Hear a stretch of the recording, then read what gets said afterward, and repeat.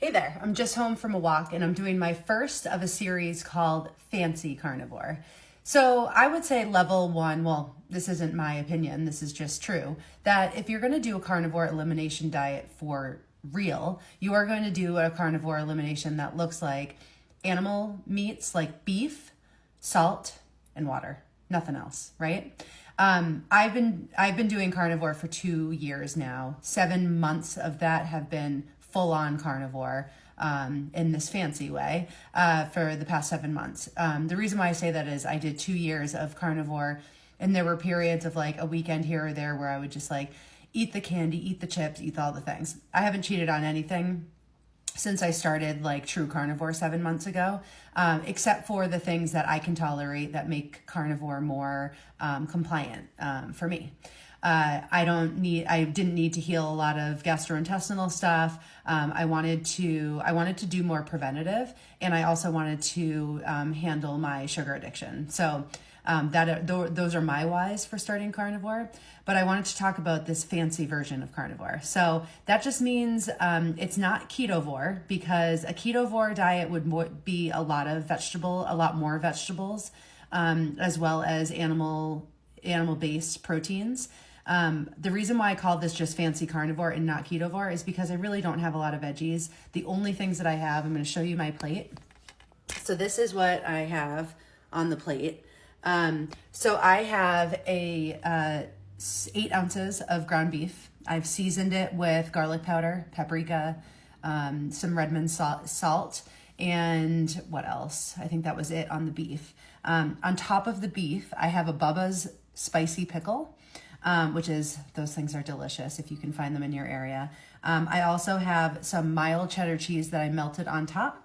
I'd say just like a very little handful. And then I have some mustard on top. So that to me is going to make it super delicious. And there's all the flavors there's like the tangy mustard, tangy pickle.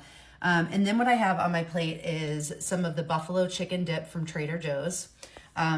A minimal portion of it, but here's what I think about that. There are some like guar gum is in it.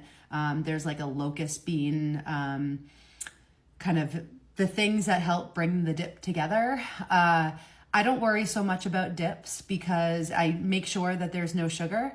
But I don't worry about some of the additives because it's a very, very small part of my diet. Like I don't have this every day, maybe once a week or so. But if you're at a party and they have a buffalo chicken dip and there's no sugar in it, but there's a couple kind of like those agents that help make it come together, I wouldn't worry about that, especially if it's not bothering your body.